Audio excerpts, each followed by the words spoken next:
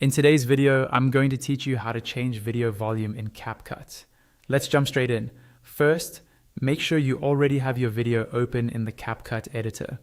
You should see your video clip sitting in the timeline at the bottom of the screen. If it's not there yet, just import your video and drag it into the timeline so CapCut recognizes it as an active clip you can edit. Now, look down at that timeline and click once on the video clip whose volume you want to adjust. When you select it, you'll notice that a floating toolbar appears on the right side of the screen. This toolbar is specific to the video clip you've selected, and it contains different options related to that clip.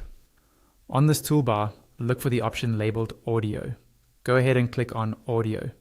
When you do that, a new pop-up panel will appear beside it. This panel contains all the audio controls for that specific video, and this is where you'll find the volume setting. Inside this audio panel, you'll see a volume slider. This is the main control you'll use to change how loud or quiet your video sounds. To adjust the volume, simply drag the slider. Moving it to the left will reduce the volume, making your video quieter. Moving it to the right will increase the volume, making your video louder. Take a moment to play your video as you move the slider so you can hear the difference in real time. Small adjustments usually work best. You don't want your audio to be so loud that it distorts, or so quiet that people can't hear it clearly. In addition to the slider, you might also see a numeric field where you can enter a specific value in decibels. This is helpful if you want more precise control. For example, you could type in a small negative number to gently lower the volume, or a positive number to boost it a bit.